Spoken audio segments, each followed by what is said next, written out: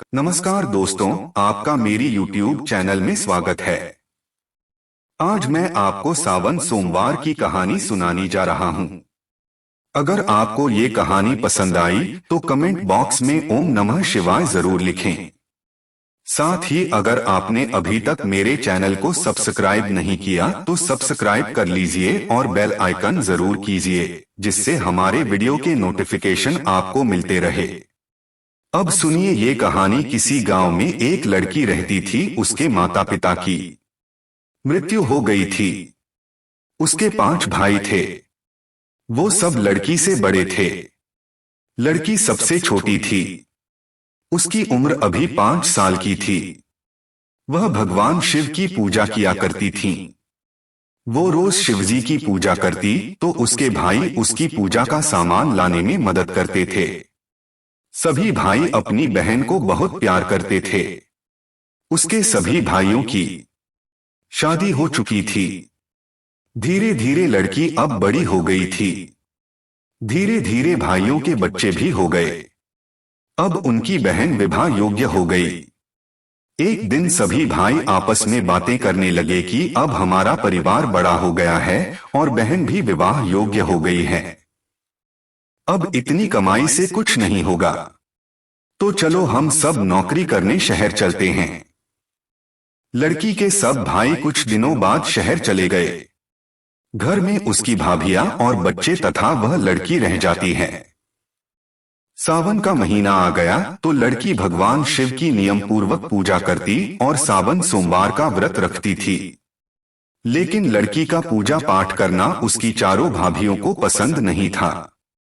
वो चारों आपस में बात करती। यह सारे दिन पूजा पाठ किया करती है, कोई काम नहीं करती।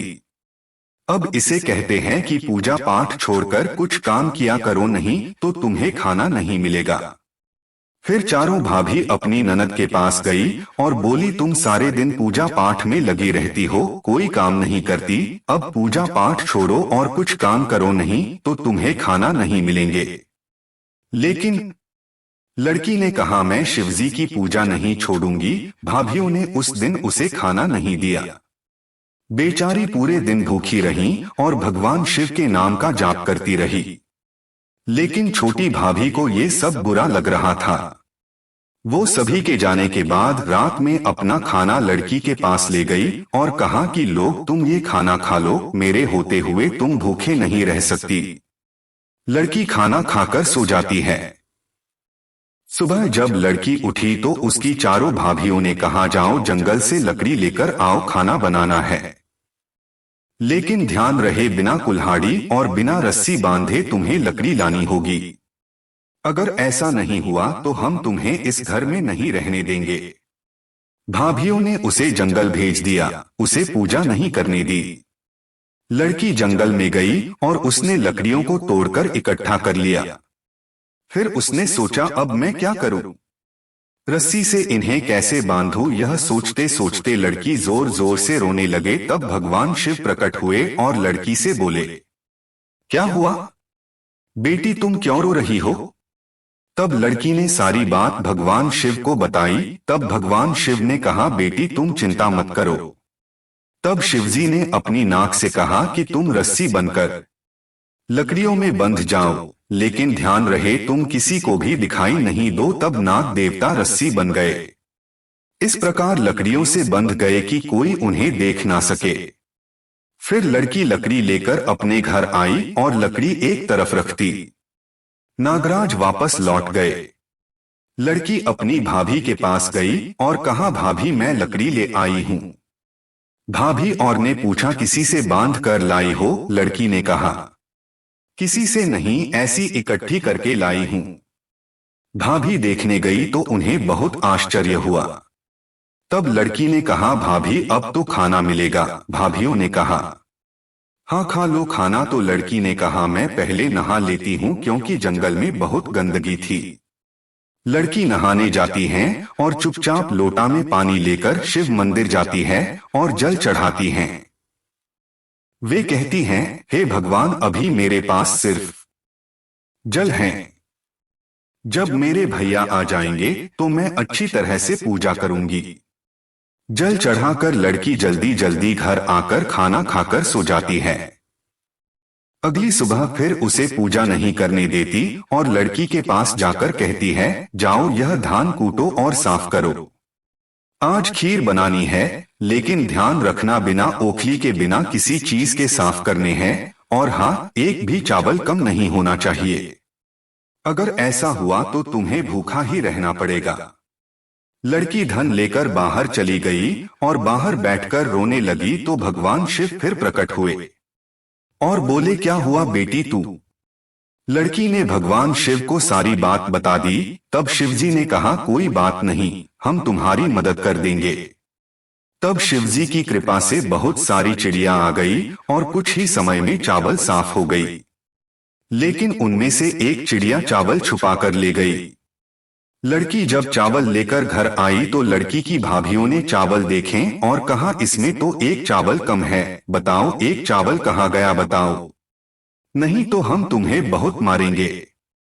लड़की ने कहा, भाभी इतने ही थे। तब भाभीियों ने कहा, नहीं एक दाना कम है, जाओ लेकर आओ। लड़की फिर बाहर जाकर रोने लगी। भगवान शिव फिर आए और कहा, क्या बात है बेटी, अब क्या हुआ? तब लड़की ने कहा, चावल का एक दाना कम है, अगर वह नहीं मिला तो भाभी मुझे मारेगी। तब भगवान शिव ने अपने नाक से कहा, जाओ तुम उन चिड़ियों के पास और चावल लेकर आओ। भगवान शिव की आज्ञा से नाग उन चिड़ियों के पास जाते हैं और कहते हैं कि बताओ एक चावल किसने चुराया है, बताओ, नहीं तो मैं सबको खा जाऊंगा। तब डर के मारे वह चिड़िया आई और वह चावल नाग देवता को दे दिया। नाग देवता चावल लेकर भगवान शिव के पास आए। शिवजी ने वो चावल लड़की को दिया। लड़की ने चावल अपनी भाभी को दे दिया। रोज उसे सताती और उसे पूजा करने नहीं देती थी। फिर एक दिन सावन का सोमवार आया तो लड़की ने व्रत रखा। लेकिन भाभीियों को जब यह पता चला तो उन्होंने लड़की को एक काला कंबल दिया और कहा, जाओ इसे धोकर लाओ, और हाँ, यह काला नहीं रहना चाहिए, इसे सही से साफ करना। लड़की कंबल लेकर कुएं पर गई और वहां बैठकर वह रोने लगी। सावन का महीना था, रक्षाबंधन का त्योहार आने वाला था तो छुट्टी लेकर उसके भाई उसी रास्ते से आ रही थी। जब भाइयों ने रोने की आवाज सुनी तो कहा, ये तो हमारी बहन की आवाज है। भाई अपने बहन के पास गए और देखा हमारी बहन रो रही है। भाइयों ने पूछा कि बहन क्यों रो रही हो? तब बहन ने सारी बात अपने भाइयों को बताई। उसने कहा, भाई जब आप लोग शहर गए थे तब से भाभियां मुझे बहुत परेशान करती हैं। खाना भी जब तब देती है, जैसे तैसे में दिन काट रही हूं। अब आज ये कंबल दिया है और कहा है इसे साफ करके लाओ। भाइयों को अपनी बहन की ऐसी हालत देखकर बहुत दुख हुआ। फिर सभी भाई अपने बहन को बाहर खड़ा कर घर गए और अपनी बहन को बुलवाने लगे तो चारों भाभियों ने कहा कि तुम्हारी बहन अंदर है, वो पूजा कर रही होगी। वह तो सारे दिन पूजा करती रहती है, किसी से बात भी नहीं करती। बहुत घमंडी हो गई है तुम्हारी बहन। यह सुनकर भाइयों को गुस्सा आता है और वो अपनी बीवियों को डांटते हैं। फिर अपनी बहन को बुलाते हैं। बहन को देखकर भाभियां बहुत शर्मिंदा होती है। कुछ समय बाद भाइयों ने अपनी बहन का विवाह बहुत अच्छी घर में कर दिया। उसका पति भी भगवान शिव का भक्त था। अब दोनों पति पत्नी मिलकर भगवान शिव की पूजा करने लगे। भगवान शिव की कृपा से उनका जीवन खुशियों से भर गया। अब उन्हें किसी प्रकार की कोई कमी नहीं थी। तो हे भगवान शिव, जैसे आपने इस लड़की पर अपनी कृपा की, वैसे ही अपने सभी भक्तों पर अपनी कृपा सदा बनाए रखना। जय हो भगवान शिव की। आपको यह वीडियो पसंद आया हो तो कमेंट बॉक्स में कमेंट करके जरूर बताइए। साथ ही मेरे वीडियो को ज्यादा से ज्यादा शेयर करिए। धन्यवाद दोस्तों।